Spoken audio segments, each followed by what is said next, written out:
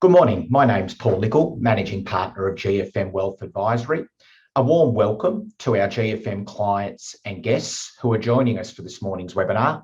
An update on one of our favourite listed investment companies, the Perpetual Equity Investment Company, which is listed under the stock code PIC. I'm absolutely thrilled again to have Vince Pezzullo, who joining us this morning, who is the Portfolio Manager for Perpetual Investment Company. I'll officially introduce Vince in a moment. 2022 is flying. It's hard to believe this week we're at Easter. This is our second webinar for the year. And just like we did during the lockdown periods of 2020 and 2021, we're planning to continue these webinars throughout the year to keep our clients up to date with some of the more widely held investments in our clients' portfolios. We've been thrilled with the feedback that we continue to get from these webinars. We hope you enjoy today's session, and there will be a recording after the session, which we will distribute to clients. We're also thrilled to say that we're running an in-person seminar in the next month or so.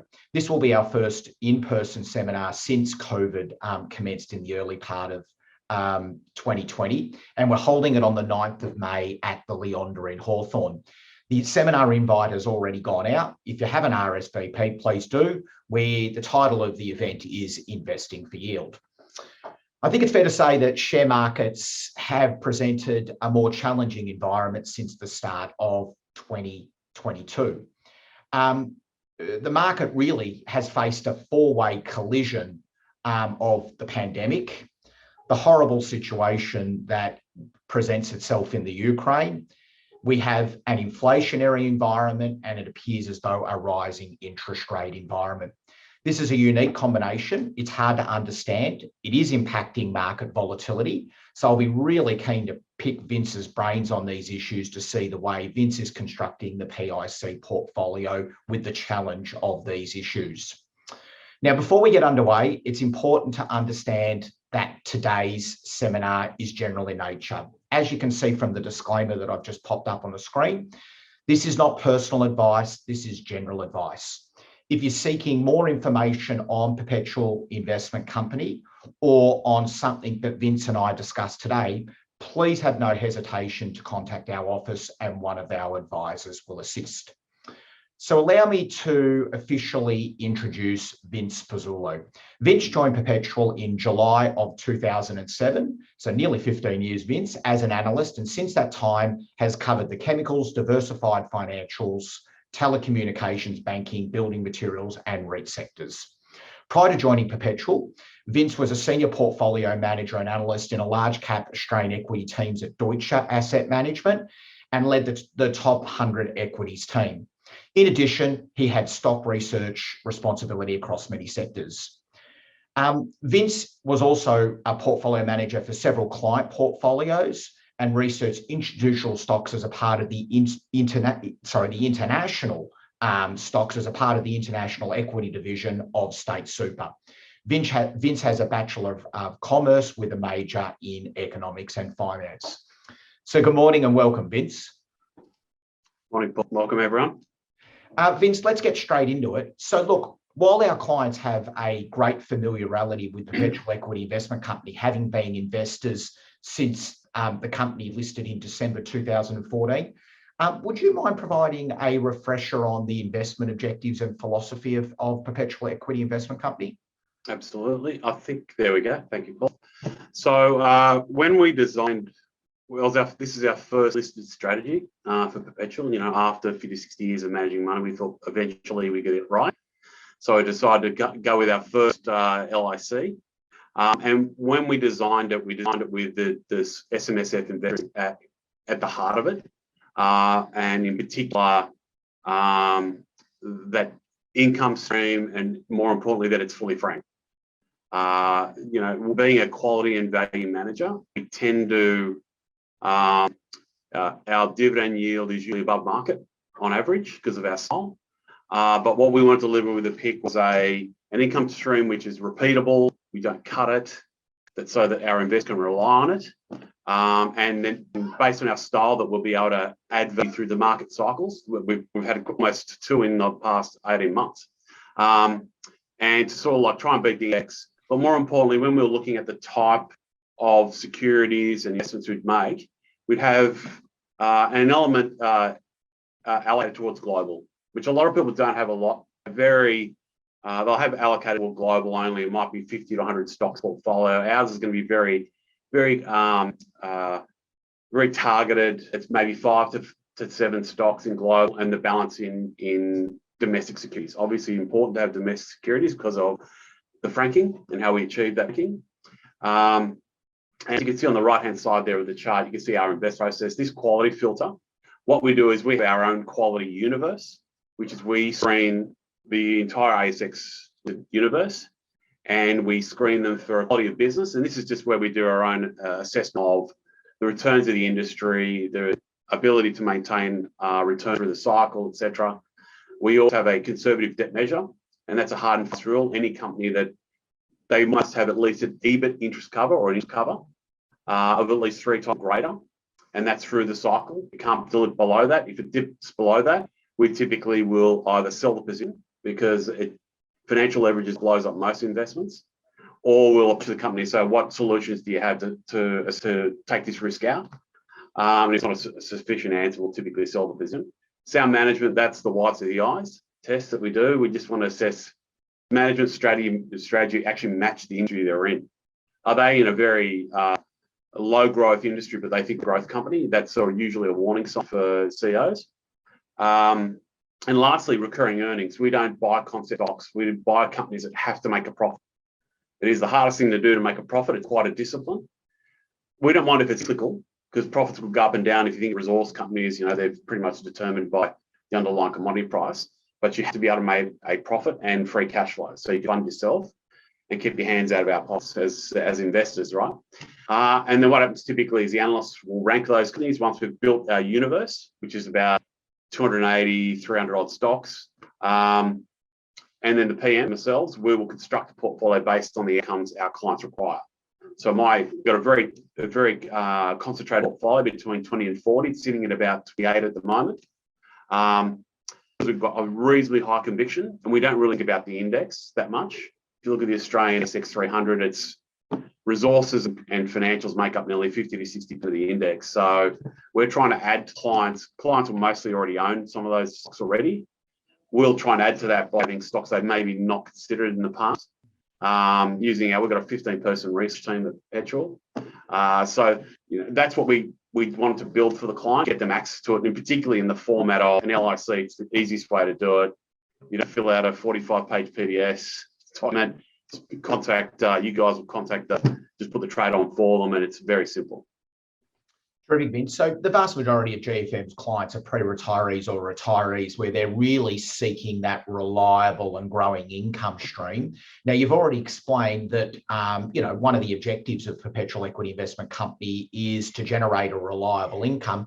But could you explain to me in a little bit more detail how you achieve that within the portfolio, how you construct the portfolio and manage the portfolio so you're able to produce that reliable income stream? Sure. So one of the prime ways we get it is the fact that a lot of our companies pay a dividend to us. And as we are a listed company with those dividends, we pass on the franking. We can build that franking up in a reserve.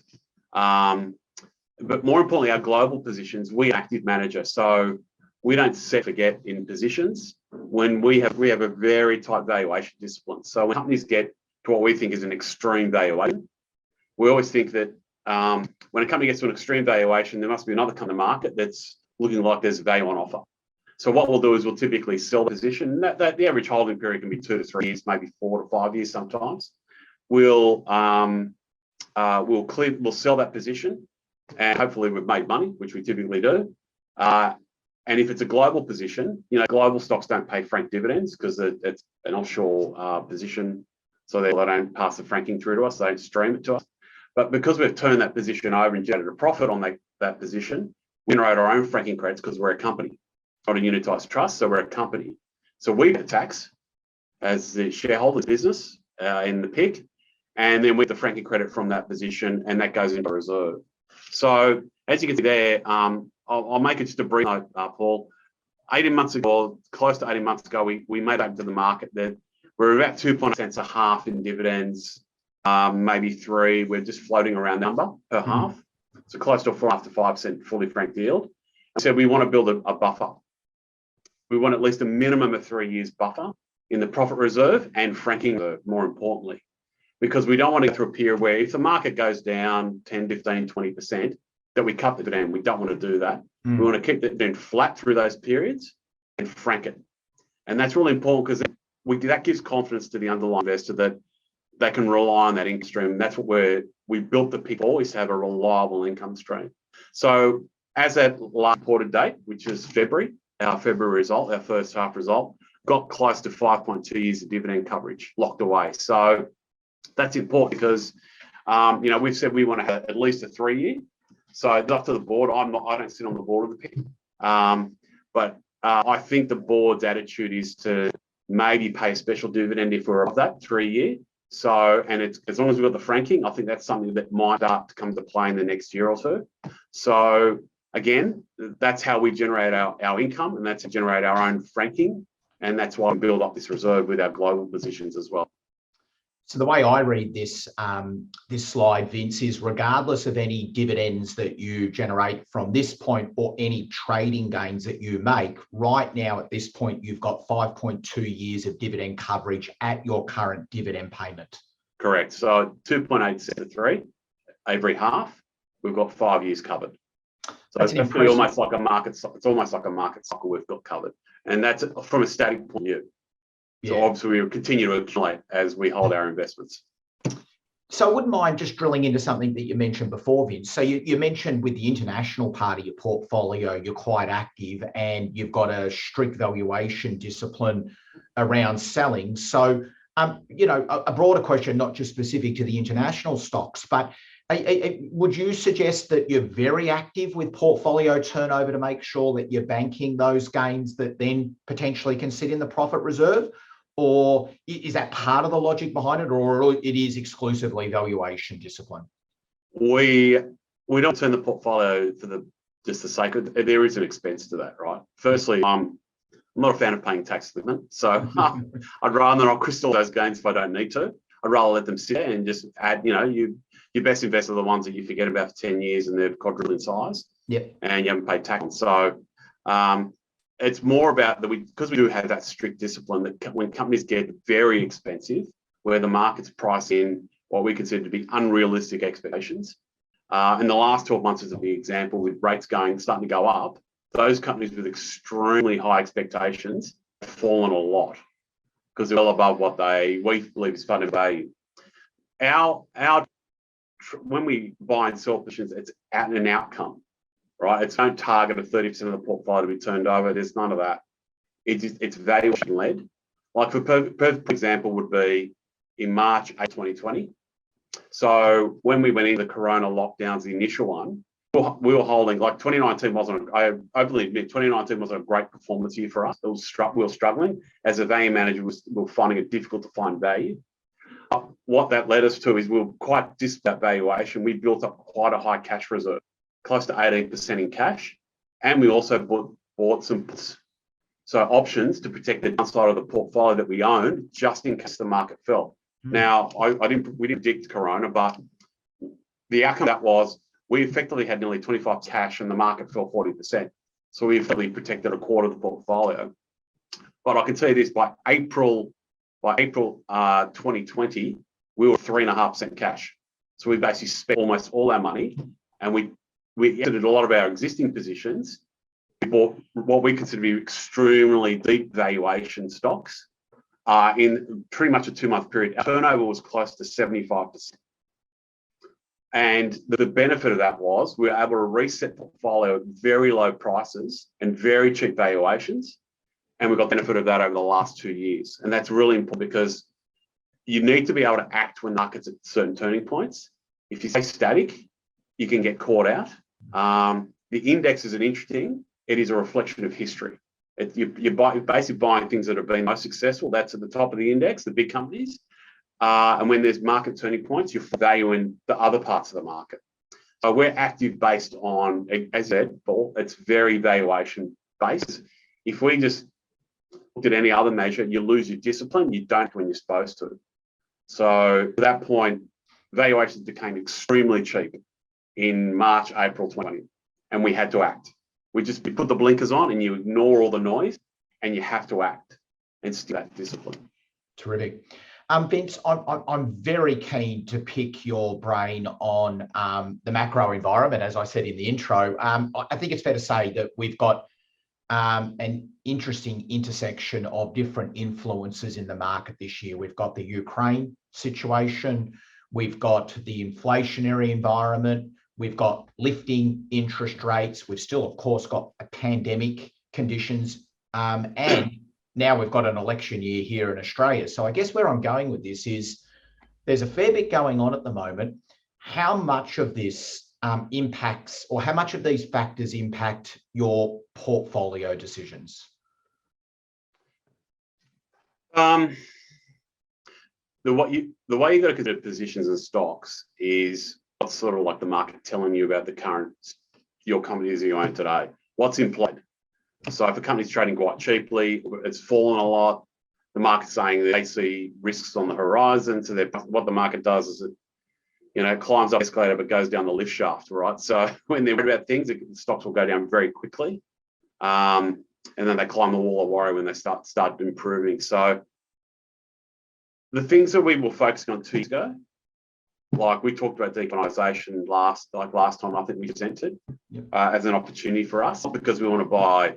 Well, there was one because we want to buy sort of like future type metals, but we saw here in oil and gas because everyone's discounting it, and we did the numbers. It was impossible to achieve net zero 2050 without using oil and gas a lot. So that was an opportunity last 18 months ago.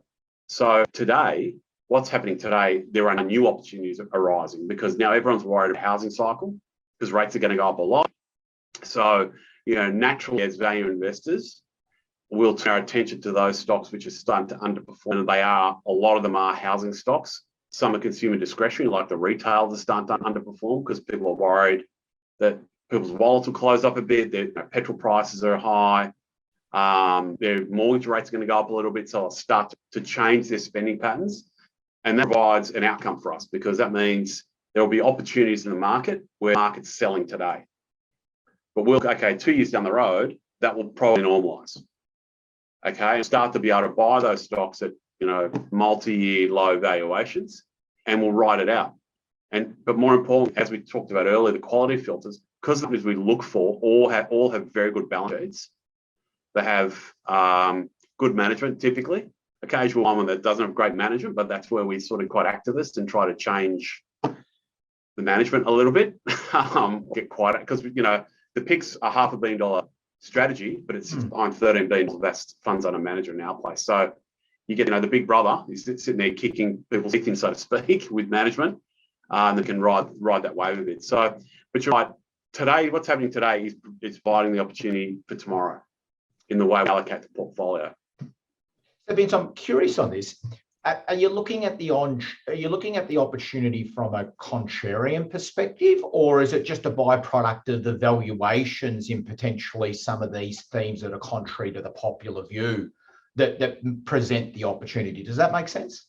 Yeah, no, that's correct. Well, you have to be a bit contrarian because that's where, as long as you as a quality and value manager, the word value trap is well thrown around because that's where a bear trap. Optically, a company might be trading on 10 times PE, pays a pretty good dividend yield of 4%.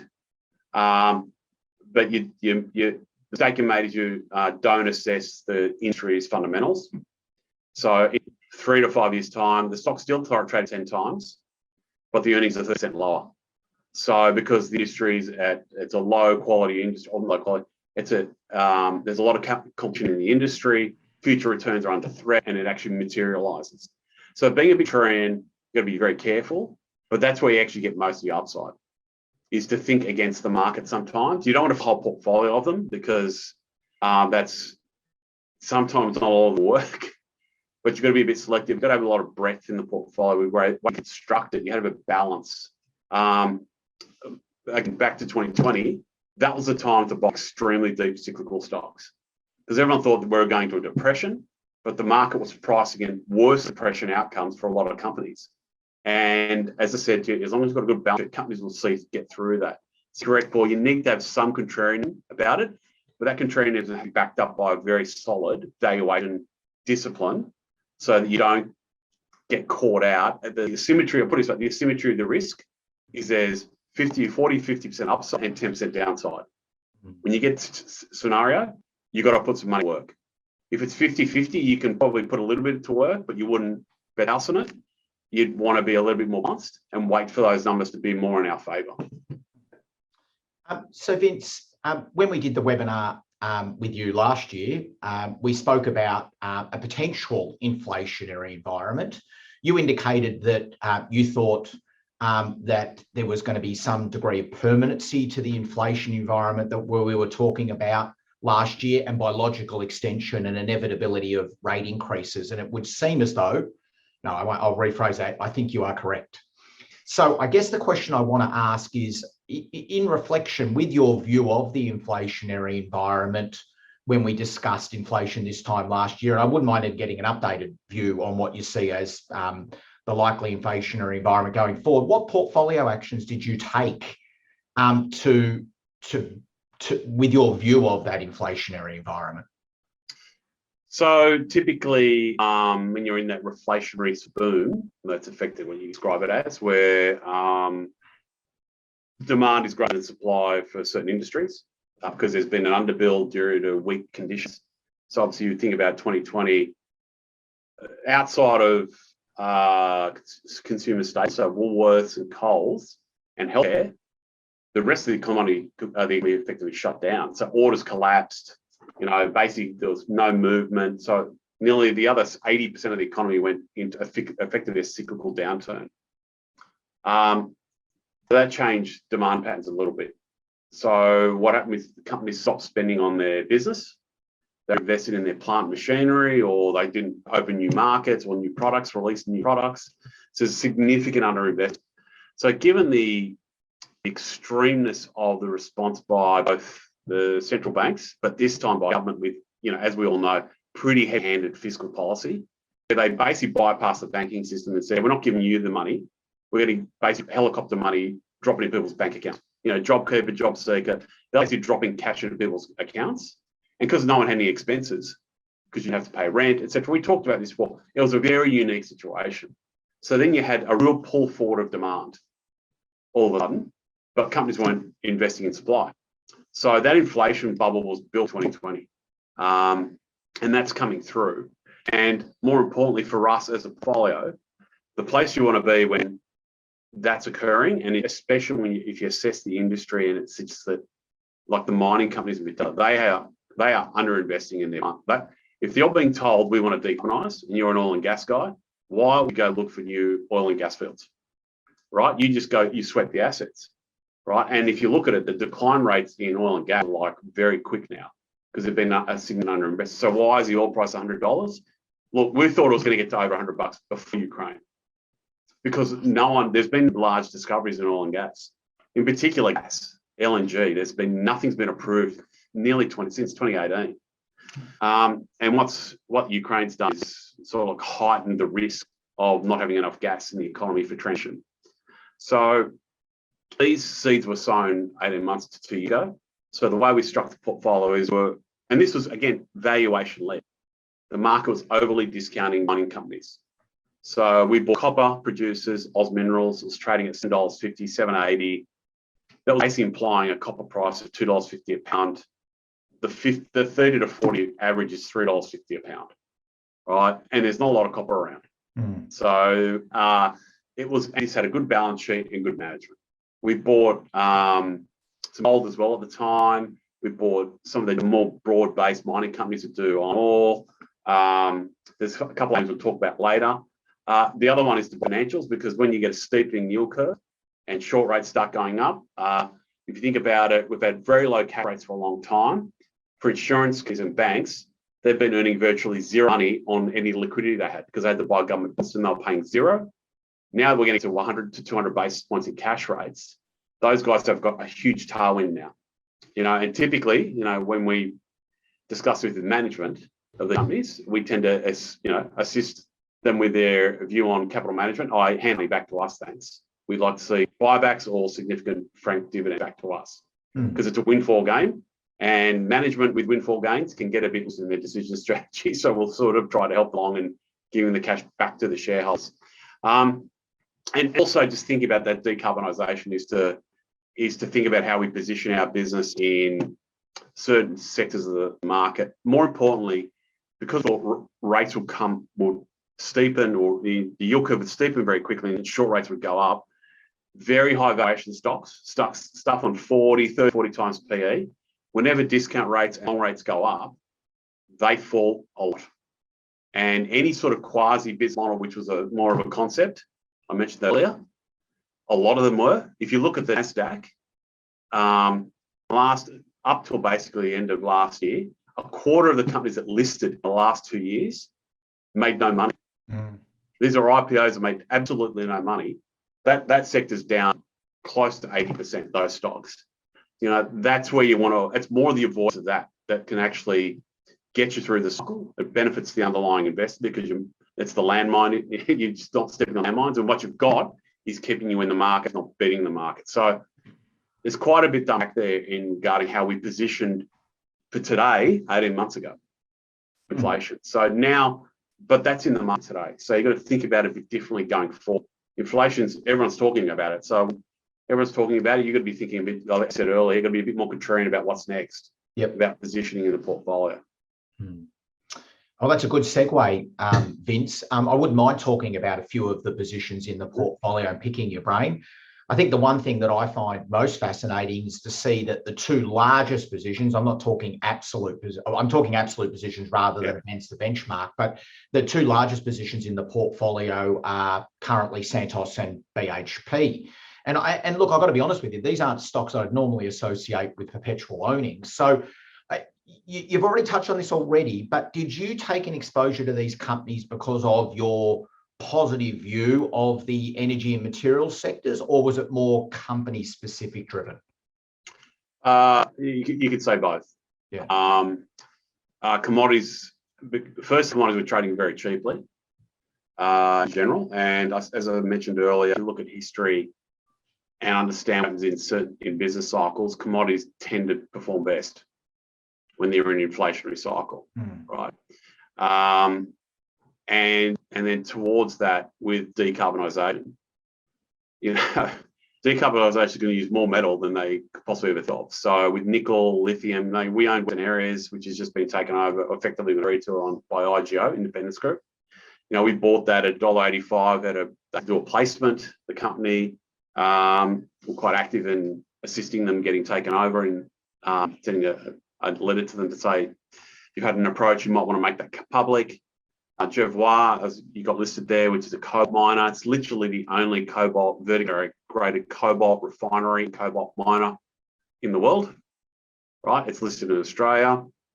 Santos, again, we always thought that when, and it's happening now, when clear thinking came about regarding net zero, gas had to be used, and in particular LNG.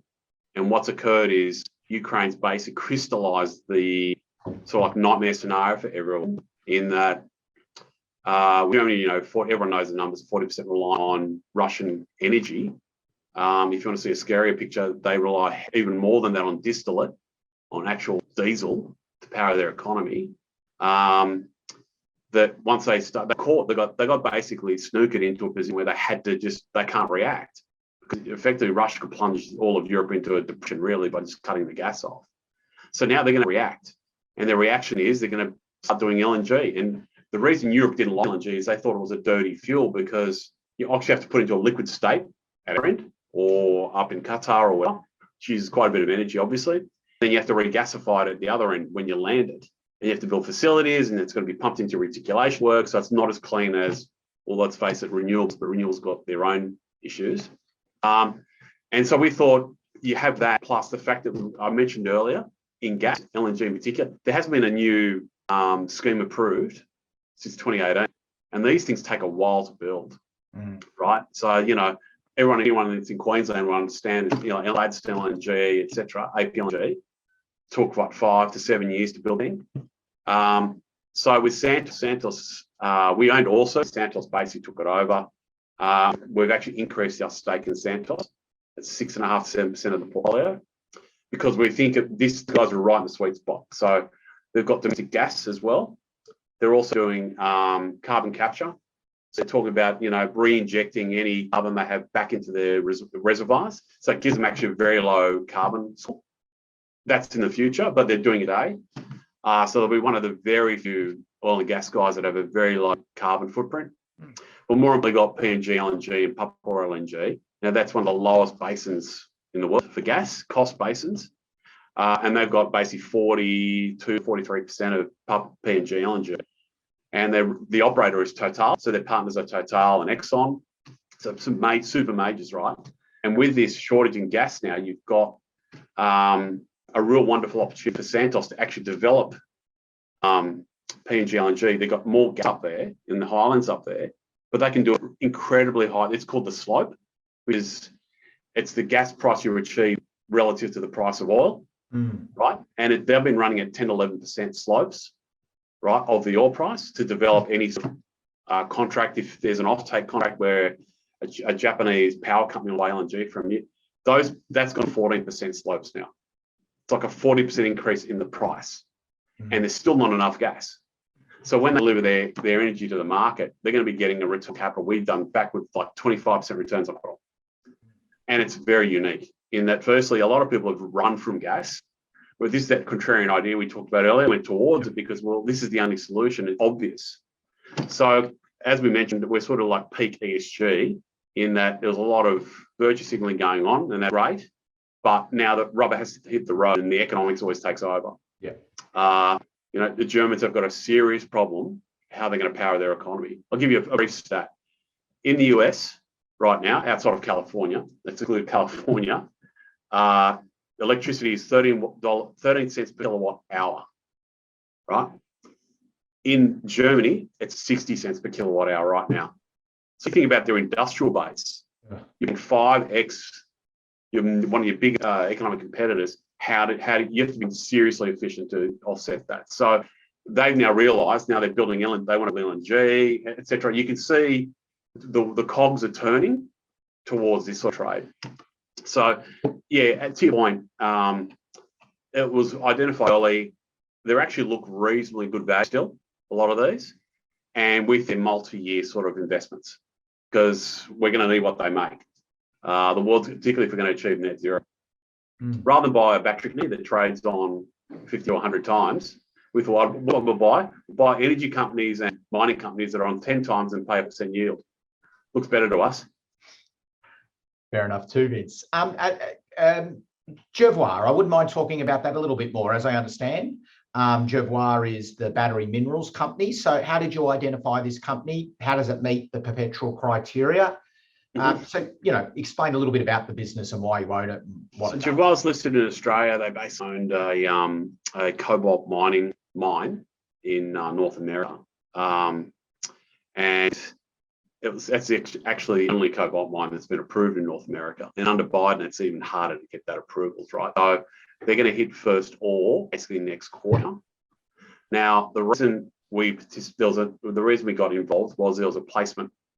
They raised money because a global mining company bought a business in Europe, and part of that business under the EU competition law had to divest of a Finnish cobalt refinery because they dominate the market and it was anti-competitive. So Jervois took advantage of that, and they said, we're doing a capital raising, we want to buy this off this mining company to basically be a bit more vertically integrated, doing the right refining plus mining.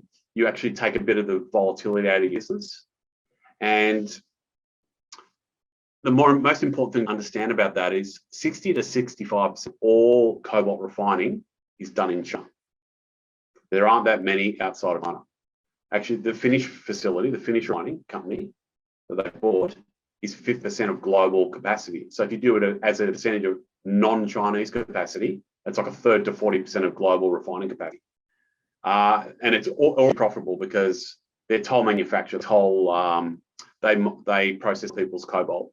Now, cobalt's important because it's a heat reducer and heat shielder for batteries, so you definitely need it. But more importantly, they've got a Brazilian facility as well, a Brazilian refining facility as well that got out of that, S&P it's called. And what they're going to do is what they mine in Idaho, the Idaho coal mine, that's the name of it, will be sent down to Brazil to be value added and then sold into the market. So they're becoming a lot more vertically integrated. So we bought that, it was about 45 cents a share, the placement was done at. We got 3.5% of the PIC in it.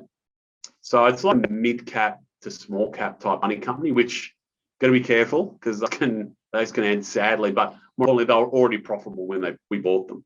So they were self-financing. We actually thought the management was very good, high-quality management.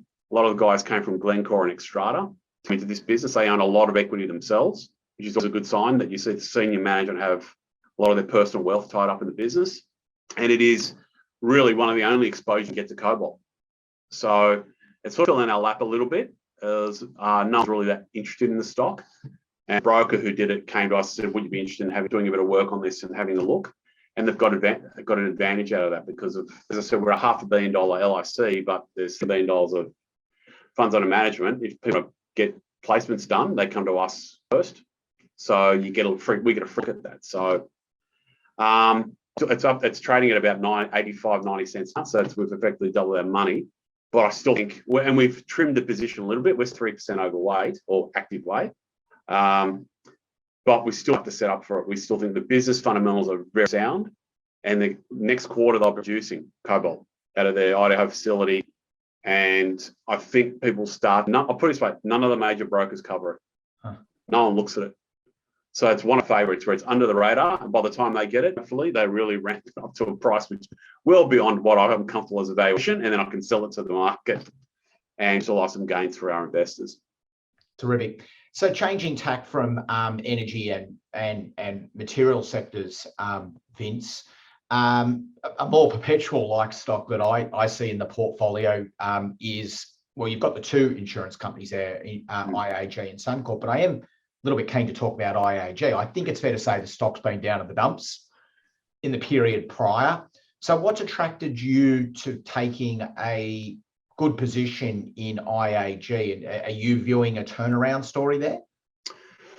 Yeah, look, we in the PIC, our average entry price is around, I was checking yesterday, around about 465, right? So it was a market darling stock 2-3 years ago, trading close to $758, like 2.5 times to 3 times price to NTA, net tangible assets, which is getting up there. But now we're down at basically 1.4 to 1.5 times. What attracts us to IAG is there's a couple of factors. Firstly, the industry structure, literally in short tail insurance, and when I say short tail, I mean home and motor, right? That's short tail because the renewals happen every year. Long tail insurance is life insurance, that sort of stuff, where you don't find out what the risk is until there's an event 5-10 years down the road. Whereas what attracts us to this is their ability to price every year for events. So the industry structure with IAG Suncorp is so good that they're effectively 70-80% of the industry, right, in short tail. What's occurred for IAG is you can just reel it off, right? They had CEO leave, they've had problems with business insurance, etc., where there's out of the pandemic, a lot of companies are going to make claims based on this insurance policy, but that's been tested at the High Court, and the High Court's actually said, well, if you've claimed job seeker and job keeper, that's going to get it off against your claim, right? So that's really important. A lot of companies were going to make a claim, but they worked out they didn't qualify because based on ATO stats, a lot of them, their revenue went up. So while their business closed, they might have been doing business online, etc. So that BI, and why that's important is because IAG recognised a $900 million provision, nearly $1 billion, and it's sitting on the balance sheet, right? Now, if BI, it's in the court right now, there's a sort of like an appeal. We're of the view that the appeal will lose. You've got $1 billion of capital sitting there, which should come back to us. And that's our big view. That's our view. That's significant capital that we'll get out of it. The second thing is, I talked about insurance earlier. Short tail insurance gets a massive benefit from rising rates. Because firstly, they discount their future liabilities. So your discount rate goes up, that lowers future liabilities.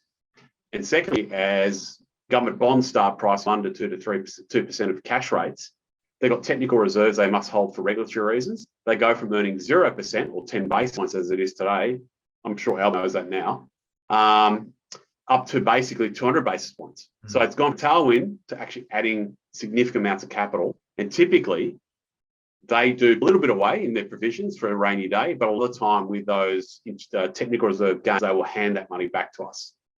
Again, we'll be looking at pretty high, fully franked dividends, maybe 6 to 7% sort of not like numbers come back to us. So we've got about 6.5% in the PIC now as an active weight. So it's done literally nothing for 18 months, that stock. And the way the market's sort of structured is people are waiting for good news first. Well, we tend to buy when there's bad news, when we actually when we can feel we can look through the bad news and sort of put a time frame down where we think we're going to get some value out of it in the next 18 months to 2 years, maybe longer. But given the balance sheet's in very good nick, because they did a capital raising last year, right? So they've got a good balance sheet, and all the headwinds are turning around slowly be tailwinds now for the company. Interesting. So Vince, I wouldn't mind also touching on your global positions within the portfolio. As of the date of this document, which was the 28th of February, you had 17% of your portfolio in global stocks. So I'm keen to understand the rationale behind why you buy global stocks in PIC. Is it that you look at companies or industries here in Australia, then you look at their, I guess, similar businesses in those industries overseas and see a better valuation? Or so what's the identification process for then ending up with a couple of these positions in the portfolio? So it's exactly to your point, what you just mentioned. It is sometimes we're looking at Australian companies, and we always do peer review analysis. We're always looking at overall comps, so comparables, to see where our Aussie stocks trade well out of whack with global competitors. If so, why? Can we get better value offshore? And that's, I'd say half of stocks have come down to just that, where we've looked at Australian stocks, they're trading on 25, 30 times, but Ferguson's a perfect example, okay? Ferguson's is a plumbing supplier in the US, very similar to Reece. Everyone knows Reece here. Yep. Reece trades on 30 times, right? And they've just bought a business in the US, actually to embark on a US expansion strategy, Reece. Well, Ferguson, which is still in London, but is 100% US business, that's actually re-domiciling next month. That's one of the reasons we own. It trades 14 times. It's got a balance sheet, and it's 15% of the US market, and it's still growing like at 8 to 10% a year. Because what they do is they buy small distributors, put them into their inventory management system, and just grow. They can continue to grow. And they're also one of the largest HVAC specialists, so heating, ventilation, and air conditioning, right? So very industrial housing, more R&R, remodel and repair, on the plumbing side. But HVAC is very much commercial and industrial type business. And if you look at those commercial industrials, because of Corona, it's been very quiet. But the infrastructure bill actually being spent now is very heavy on commercial and industrial. So Ferguson came about because we looked at Reece, and we've been a former owner of Reece. We owned it since 1991. We're out of that now. Good valuation arbitrage for me is like, this is clearly a better business. It's clearly better because you're getting this margin of safety in the valuation. I'm paying half the multiple for what people are willing to pay twice for in Australia to get a much smaller exposure to the US market. Better balance sheet, and we consider it would be as comparable to the risk management, if not better. So that's how we came up with Ferguson. A lot of companies we've owned in the past. We used to own a company called ICLR, which is a clinical research company. That's very different. There are no comps here in Australia. What they do is a lot of large pharmaceutical biopharma companies, they outsource their clinical trial management. They actually don't run them. So it takes a lot of bodies to run a clinical trial, particularly phase 3. It's a lot of patients, a lot of doctors, a lot of data to collect. And these CROs are basically like, I'll put it another, it's like Wall-E for the oil and gas sector. They go and actually run the plants. They don't actually own, they run it. So that's what these guys do for the healthcare sector. But that was trading on like 13 times PE. when CSL is trading on 40. It's a different business. One is an actual drug company, the other one's a service business. But if you look at the returns, they're exactly the same. The ISLR was doing like a 30% return capital, trading on 13 times. Like we checked a couple of times and saying we're wrong on this.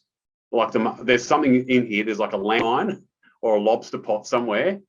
we don't understand this properly. But the more work we did, I was like, no, this is just the market's just ignoring it, and it does occur sometimes. So that's like a completely different reason. We didn't pick up Icon because of CSL. It just fell in our lap a bit. Yeah. Because we do green international stocks quite a bit for things that we look for, particular type of characteristics. We'll screen. There's 40,000 listed securities offshore, so we can basically bring that down to like 300 to 400 companies that suit our style, and that's when we do a little bit of work and it throws off some ideas as well. So there's two methods, like you suggested, Paul. One from stuff we look here, we look at their peers, and others which we based on a screen we look at that highlights some ideas. You don't need to own that many stocks in global. 3 to 5 stocks is plenty, and it can generate significant amounts of value. If you're convicted about them, you know, take a 3, 5, up to 10% position in the fund in them. Yeah, well, these are companies in Australia like Reece and CSL are outstanding businesses, and you're saying you're finding global counterparts or similar businesses at cheaper valuations. So, but then you said, you know, so then the natural question is, does that mean that maybe you want to take a bit more of a position to these international companies within your portfolio? But then you said 3 or 5 is enough. So why is 3 or 5 enough if you're seeing these natural? I know it's not an arbitrage, you understand my point, but this natural valuation opportunity. In the past, I've had 10, 12% in some of these international positions. So if you think about it, they are, because it's not non-Australia, they're a little bit more risky because you are looking at positions where maybe information flow is not as good. Yep. But we do quite a bit of back. The number of meetings we do before we make an investment between 30 and 50 meetings. Talking to people, talking to ex-employees, speaking to the company quite a bit. We usually get better information from not speaking to them, speaking to their competitors, which are doing a proper SWOT analysis, strength, weaknesses, opportunities, and threats analysis on them. But we will, when we're committed, we'll have a proper go and make it a serious investment. We have in the past. ICLR was 8% at one point. We've owned Flutter. I know people don't want to talk about it, but that was during March 2020. We were at 10% of the fund was in Flutter because it was so cheap. It was trading on a free cash flow yield of 12%, which that's like in 5 years you get your market cap, you get half the market cap in cash. Right, that's an extreme scenario. So we'll have a go, but also we've got opportunities in Australia where we have a big go at stocks as well. Like we talked about Santos and IAG and those things. The benefit of there is we get fully franked out of those investments. So we always weigh up that franking as well, because back of my mind, we actively manage the tax. We have a meeting once every fortnight to look at our embedded gains. Do we want to crystallize any? Am I feeling that valuation? Do we want to put a bit more away for the future? And we manage our tax actively in the PIC. So that I put it this way, I'm a lot less stressed out now. I've got 5 years of dividends and franking put away. It allows me to be a little bit more, I can look a bit broadly about what I should be thinking about. But you're right, we will be aggressive when we need to be, when those occasions arise. At the moment, offshore's actually underperformed Australia. Australia's been one of the best performing markets in the last 6 weeks. It's outperformed global equities by a significant amount. That opportunity. So we're starting offshore now at maybe doubling down on what we own, or bringing 1 or 2 new names in the portfolio. So that work's being done as we speak. Yeah, fascinating. Vince, we're just about out of time. I must congratulate you on behalf of our clients. We are thrilled with the results of PIC. You can see over the last 12 months a significant outperformance of the PIC portfolio compared to the market, and then certainly over the 2 and 3 year period, which has been a challenging environment for investors the last 2 to 3 years. You've generated absolutely outstanding results. So Vince, firstly, thank you on behalf of our investors for the superb work that you've done in PIC, and Thank you also for your time today. As always, extremely fascinating, and we do genuinely appreciate the time that you invest in us to be able to explain this to our clients. So thank you for today. Thanks, Paul. Thanks, Patrick, as well. Thanks, everyone at GFM. It's been a great opportunity to speak to the underlying investors. We always look forward to speaking to the actual owners of the company. It's really important that we reach and understand what their concerns are. And it's good to get across the way we think. The more comfortable we are, the way we think about things, they can probably pick their own stocks at some point because they know the way we do it. So they're not. I don't want them to be shocked when they see something in the portfolio. Good on you, Vince. Have a great Easter, and thanks for your time. Have a great Easter too. See you later. Bye-bye.